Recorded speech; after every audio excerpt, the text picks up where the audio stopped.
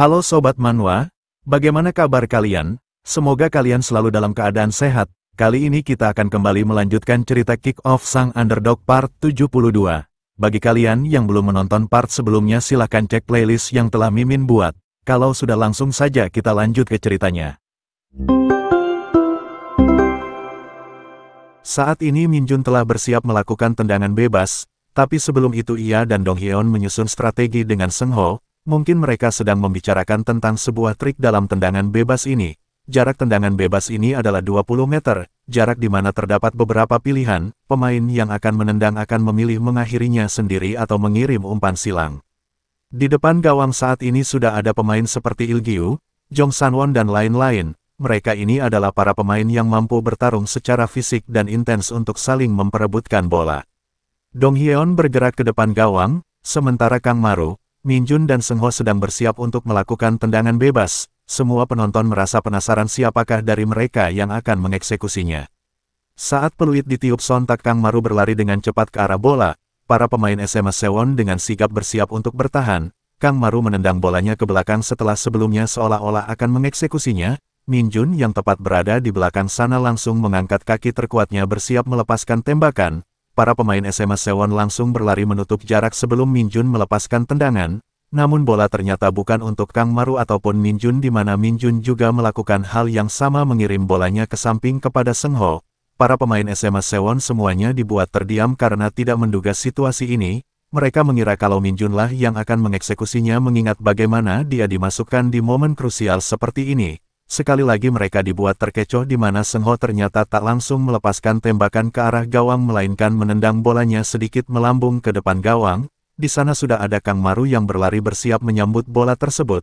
Melihatnya dengan cepat para pemain SMA Sewon semuanya langsung berlari mengejar Kang Maru. Saat semua mata tertuju pada Min Jun dan Seung Ho, Kang Maru diam-diam menerobos dari sisi kanan. Kang Maru tepat berada di depan gawang di mana ia bersiap melepaskan tembakan. Sontak Wang Cheol melompat sambil melebarkan kakinya dan berhasil menghadang tembakan itu yang mengarah ke gawang.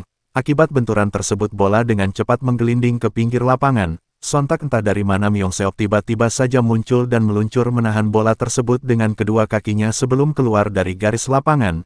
Ia berhasil mengamankan bolanya dan bersiap menyerang di mana dua pemain bertahan SMA Sewon langsung berlari ke arahnya berniat menghentikannya. Dengan cepat Myung Seok langsung mendribel bola ke samping menghindari kedua kaki mereka yang mencoba merebut bola darinya. Ia lalu muncul di depan gawang bersiap melepaskan tembakan di mana satu pemain bertahan SMA Sewon kembali muncul untuk menghentikannya. Seketika tembakan keras pun dilepaskan di mana tak ada satupun yang bisa menghentikan aksi Myung Seok termasuk penjaga gawang. Myung Seok benar-benar merobek gawang SMA Sewon dengan tendangan rendahnya mengincar atas gawang. Melihat aksi Myung Seok sontak kakaknya yang menonton pertandingan dari rumah beranjak dari kursinya merasa bersemangat.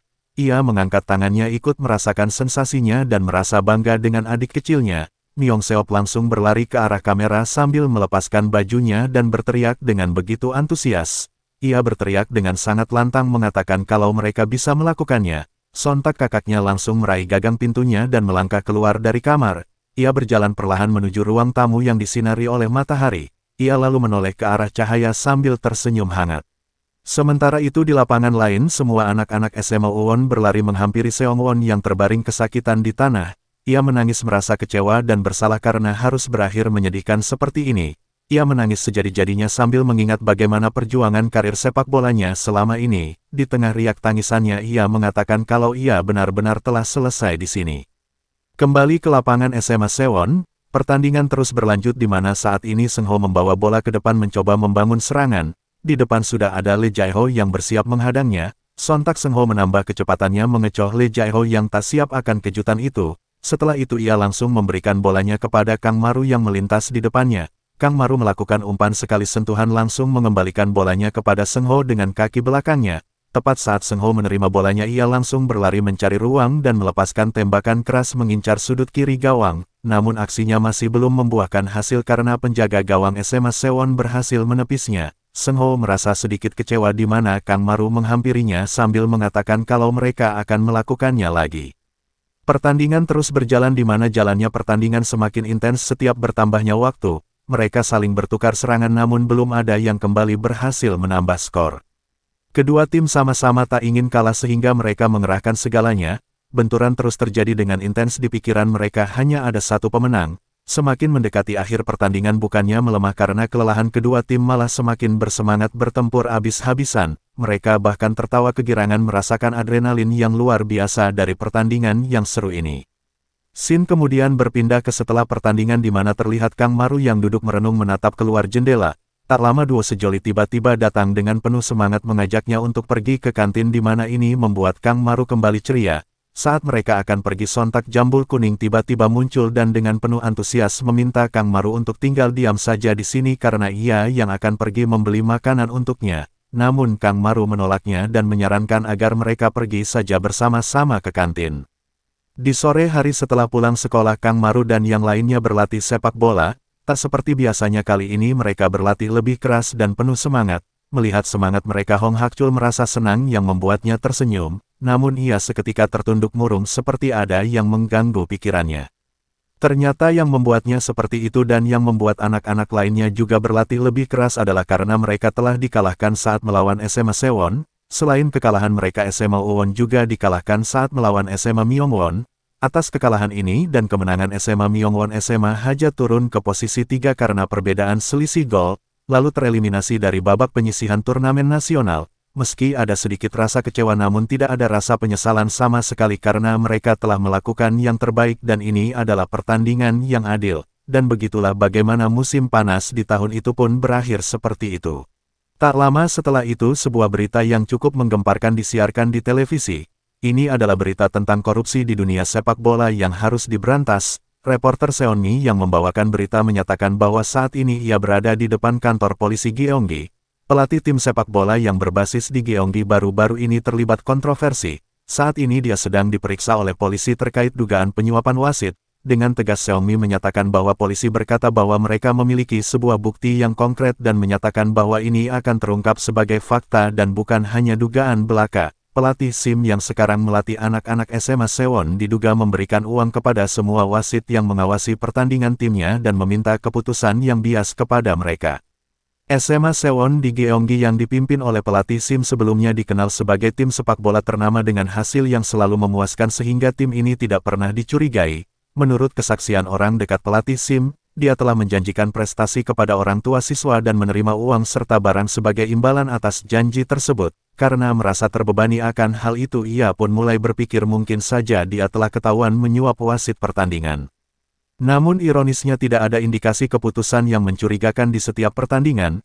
SMA Sewon dengan kemampuan mereka sendiri, usaha mereka sendiri, mereka memenangkan semua pertandingannya. Hal itu menyebabkan rasa kesedihan yang lebih besar karena pilihan egois dari orang dewasa yang salah, menghancurkan segala prestasi yang diraih oleh darah, keringat dan semangat para atlet muda, hanya karena keserakahan seorang pelatih yang bertindak sebagai orang dewasa. Atas hal ini SMA Sewon didiskualifikasi oleh pihak penyelenggara turnamen nasional, serta dihukum larangan mengikuti semua turnamen selama 2 tahun ke depan. Melihat berita itu sontak anak-anak SMA Haja bersorak begitu sangat kegirangan. Dengan didiskualifikasinya SMA Sewon mereka naik ke urutan kedua dan akan melaju ke babak utama turnamen nasional. Sementara anak-anak SMA Sewon mereka menangis sejadi-jadinya. Hal yang mereka perjuangkan mati-matian hancur begitu saja padahal mereka tak membuat kesalahan apapun. Ini semua hanyalah salah orang dewasa seperti pelatih SIM yang menghancurkan mimpi anak-anak karena keserakahannya. Keesokan harinya setelah berita itu disiarkan Yuna melakukan siaran langsung. Ia memberitahukan kepada para penontonnya bahwa saat ini ia berada di SMA Haja dan ia adalah orang yang bertanggung jawab sebagai manajer sepak bolanya bernama Yuna. Alasan ia merekam video seperti ini adalah karena SMA Haja berhasil melaju masuk ke babak utama turnamen nasional untuk pertama kalinya sejak didirikan. Yuna lalu berpindah ke Bandara Gimpo. Ia memberitahukan alasan ia berada di sini karena para pemain SMA Haja saat ini akan pergi melakukan latihan intensif sebagai persiapan menghadapi babak utama. Para pemain semuanya telah berkumpul dan sepertinya mereka semua terlihat gembira. Dikatakan bahwa tepat saat setelah pertandingan melawan SMA Sewon disiarkan Kang Maru menjadi sangat populer. Terakhir Yuna menutup siarannya dengan mengucapkan sampai jumpa lagi bersama anak-anak SMA Haja.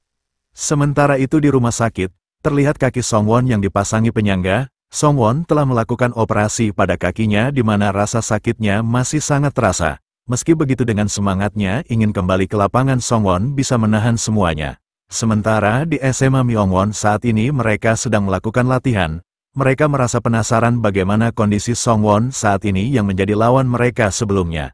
Tak lama pelatih mereka tiba-tiba saja menyuruh mereka berkumpul. Ia memperkenalkan pemain baru yang akan bergabung bersama mereka mulai hari ini. Sebagai senior ia meminta Kang Tae dan Chong Han untuk membantunya sebanyak mungkin. Dan ternyata pemain baru itu adalah Sokun yang saat ini telah menyelesaikan masa percobaannya setelah sebelumnya dilaporkan ke polisi.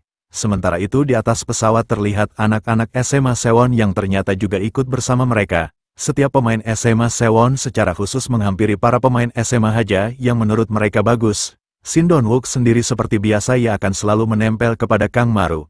Kang Maru benar-benar merasa risih di mana ia merengek menanyakan kepada pelatih Hong Hak-chul mengapa orang-orang ini harus ikut juga bersama mereka. Hong Hak-chul hanya menjawabnya dengan santai bahwa anak-anak SMA Sewon adalah tim top sepak bola dan mereka adalah lawan terbaik untuk latihan sehingga itulah alasannya ia memanggil mereka. Selain itu anak-anak SMA Sewon juga membutuhkan lawan latihan sehingga mereka setuju untuk ikut. Mereka tak ingin tinggal diam saja meskipun tim mereka telah didiskualifikasi. Di malam sebelum keberangkatan ke Pulau Jeju Kang Maru menunggu Sung Siwo untuk menyelesaikan semua masalah mereka sekaligus menanyakan sesuatu. Kang Maru menanyakan untuk latihan pra-pertandingan apakah Sung Siwo ikut bersama mereka. Mendengar pertanyaan itu Sung Siwo tertunduk yang entah apa yang ia pikirkan. Setelah itu ia mengangkat kepalanya sambil tersenyum yang entah apa yang ia katakan. Dan begitulah bagaimana cerita build up ini berakhir di season 1. Nah, itu dia akhir dari cerita kali ini. Perjalanan Kang Maru di season 1 resmi berakhir di sini. Terima kasih sudah mengikuti kisahnya sampai tuntas. Jangan lupa, perjalanan Kang Maru masih belum selesai, nantikan kelanjutan serunya di season berikutnya. Sampai jumpa di episode selanjutnya.